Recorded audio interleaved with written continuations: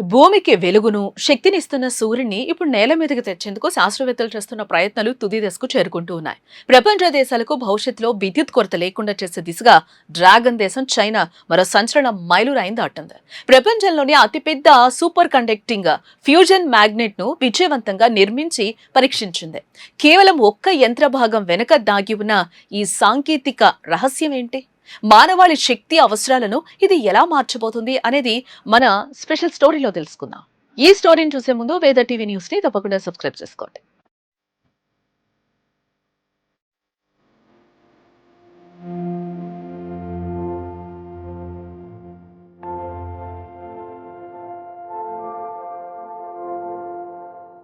సూర్యుడు ఉదయించకపోతే ఏ భూమి మీద జీవనం సాధ్యం కాదు.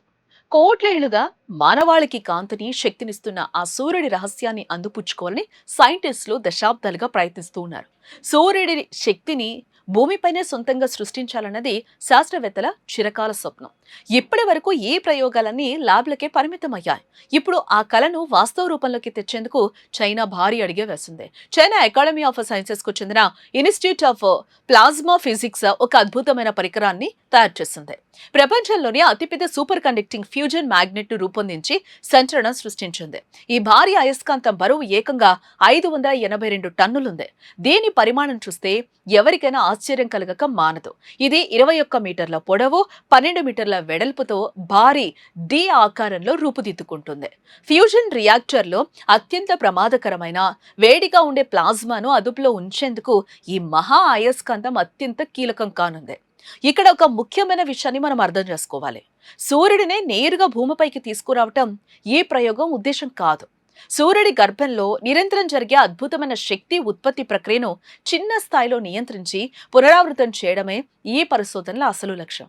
అసలు ఈ కృత్రిమ సూర్యుడు ఏంటంటే సూర్యుడి కేంద్ర భాగంలో ప్రతి సెకనుకు కోట్లాది హైడ్రోజన్ అణువులు ఒకదానితో ఒకటి కలిసిపోతూ ఉంటాయి.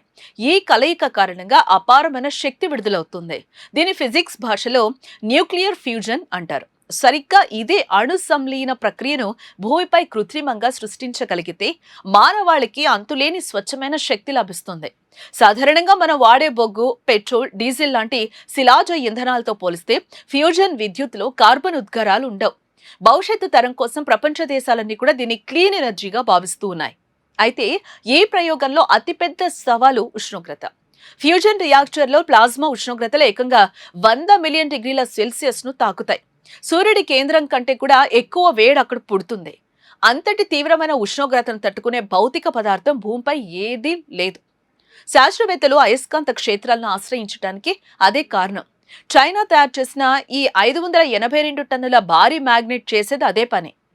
రియాక్టర్ గోడలకు మండుతున్న ప్లాస్మా తాకకుండా గాల్లోనే వేలాడదీసి నియంత్రిస్తుంది. మండుతున్న అగ్నిగోళాన్ని నేరుగా తాకకుండా దూరం నుంచి అదుపు చేసే అద్భుతమైన టెక్నాలజీ ఇది. ఈ టెక్నాలజీతో చైనా తన ప్రణాళికను వేగవంతం చేసింది. వచ్చే 2030 నాటికి ఫ్యూజన్ పద్ధతి ద్వారా వాణిజ్యపరంగా విద్యుత్ను ఉత్పత్తి చేయాలనేది ఆ దేశం పెట్టుకున్న ప్రధాన లక్ష్యం. ఇందులో భాగంగా అప్పటికే ఈస్ట్ అంటే ఎక్స్పెరిమెంటల్ అడ్వైజ్డ్ సూపర్ కండక్టింగ్ టోకామాక్ అనే పేరుతో ఓ ప్రత్యేక ప్రయోగ కేంద్రాన్ని చైనా నిర్వహిస్తోంది. దీన్ని ప్రపంచం మొత్తాన్ని ఆశ్చర్యపరుస్తూ చైనా ఆర్టిఫిషియల్ సన్ అని పిలుస్తున్నారు.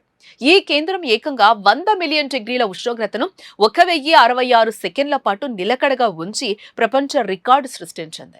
అయితే ఇదంతా వినడానికి అద్భుతంగా ఉన్నప్పటికీ సైంటిస్టుల ముందు ఇంకా ఎన్నో సవాళ్లు మిగిలే ఉన్నాయి. తొలి సవాలు భారీ ఖర్చు. ఇలాంటి రియాక్టర్ల నిర్మాణం కోసం వేల కోట్ల రూపాయల పెట్టుబడులు అవసరం. ఇక రెండో సవాల్ ప్లాస్మాని ఎక్కువ కాలం పాటు స్థిరంగా ఉంచటం. 100 మిలియన్ డిగ్రీల వేడిని క్షణం కూడా తప్పకుండా కంట్రోల్ చేయడం చిన్న విషయం కాదు. ఇక మూడో సవాలు రియాక్టర్ వాడే పదార్థాల భద్రత.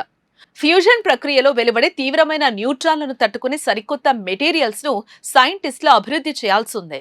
అయినప్పటికీ సంప్రదాయ అణు రియాక్టర్లతో పోలిస్తే ఫ్యూజన్ లో ప్రమాదాల ముప్పు చాలా తక్కువని నిపుణులు స్పష్టం చేస్తూ ఉన్నారు. ఎక్కడైనా ఇంధన సరఫరా నిలిచిపోతే ఆటోమేటిక్ గా ఈ రియాక్టర్ ప్రాసెస్ ఆగిపోతుంది. చరిత్రలో జరిగినట్లు అణు విపత్తులుగా మారే అవకాశం ఇందులో 0% ఉంటుంది. ఈ 582 టన్నుల భారీ అయస్కాంతం కేవలం ఒక యంత్ర పరికరానికి సంబంధించిన భాగం కాదు. భవిష్యత్తులో మానవాళి ఎదుర్కొనే శక్తి సంక్షోభానికి దొరికిన సరికొత్త భరోసా.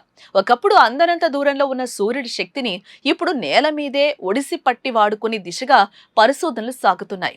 ఈ ప్రయోగం నేరుగా రేపే మన ఇళ్లకు కరెంట్ ఇవ్వకపోవచ్చు. బట్ రాబోయే రోజుల్లో కాలుష్యరహిత అంతులేని విద్యుత్ కోసం భూమిపై సృష్టించిన ఈ కృత్రిమ సూర్యుడే మానవాళికి ప్రధాన దిక్సూచిగా నిలవడంలో ఎలాంటి సందేహం లేదు. మరి చైనా తయారు చేస్తున్న ఈ ఆర్టిఫిషియల్ సన్ పై మీ అభిప్రాయం ఏంటో తప్పకుండా కామెంట్ చేయండి. వీడియో నచ్చితే లైక్ చేయండి, షేర్ చేయండి. ఇలాంటి ఇంట్రెస్టింగ్ వీడియోస్ కోసం వేద టీవీ న్యూస్ ని తప్పకుండా సబ్స్క్రైబ్ చేసుకోండి.